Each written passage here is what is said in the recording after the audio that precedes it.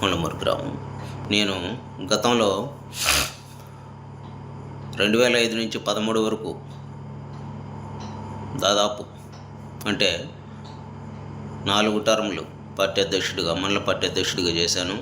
తర్వాత మళ్ళీ 2017 నుంచి 23 వరకు 3 టర్ములు అంటే దాదాపు 14 సంవత్సరాలు ఒక మండల పార్టీ అధ్యక్షుడిగా చేశాను. ఇంత చేసినా కూడా నేను ఏ రోజు నాకు ఇంత సీనియారిటీ ఉంది, నేను ఇంత అంత తోపు నేను ఏ రోజు ఏ నాయకుడి పంచం చేరి భజన చేసి నేను ఏ రోజు కూడా జిల్లా స్థాయికి పోదాము, రాష్ట్ర స్థాయికి పోదామని నేను ఊహించలే. పార్టీ అంటే పార్టీ.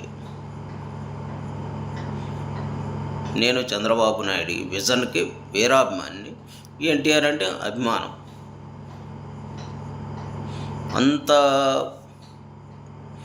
క్రమశిక్షణగా పార్టీ అంటే ఒక చెవి కోసుకునే అంటే పార్టీ అంటే పార్టీ అంతే.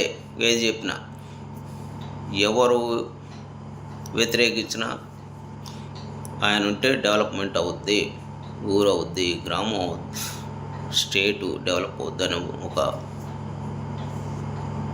ఇదితో నేను అందరికీ అదే చెప్పాను. అలా ఆయన విజన్తో నేను కొన్ని నా గ్రామానికి నేను కొన్ని చేయాలనుకున్నాను, పట్టుబట్టాను, పట్టుదలగా చేశాను. 2014-19 మధ్యలో పార్టీ సహకరించింది. నియోజకవర్గానికి సంబంధించిన నాయకులు సహకరించారు. మా ఊరికి కావాల్సిన వనరులను నేను సమకూర్చాను. నేను సంపాదించానా లేదనేది తర్వాత. నేను ఎప్పుడు నా ఆత్మసాక్షి ప్రకారమే పనిచేశాను. నేను సంపాదించానా లేదా అనేది కాదు. కానీ ఊళ్ళో ఉన్న సిచ్యువేషన్లు, ఊళ్ళో ఉన్న రాజకీయం ఎలా ఎందుకురా బాబు,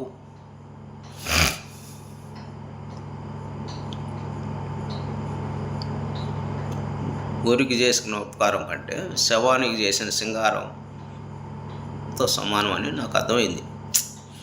రాను నేనేదో అంటే ఊళ్ళో ఉన్న అవన్నీ పక్కన పెట్టాను. అయినా కూడా పార్టీ, ఊరు, పార్టీ అనే సిద్ధాంతంతో నడిచాను. నాకు ఫస్ట్ టైం 2024 తర్వాత ఎందుకు అధికారంలోకి వచ్చామా అనే బాధ 2 ఏళ్ళ నుంచి తొలుస్తా ఉంది.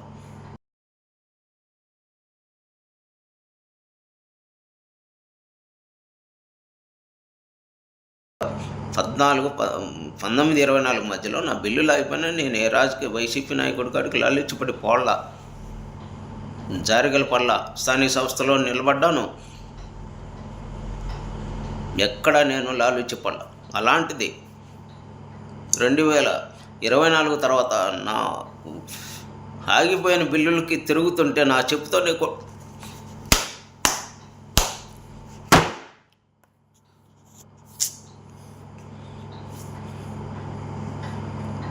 ఈ క్షణం చెబుతున్నా, ఈ క్షణం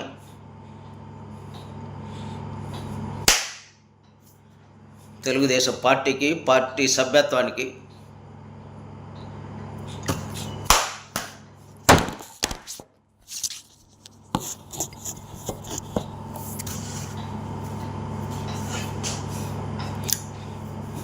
రాజీనామా చేస్తున్నా.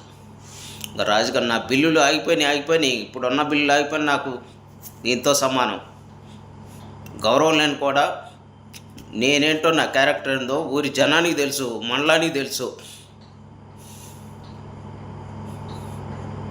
అలాంటిది ఈరోజు నేను కరుడు కట్టిన నేనే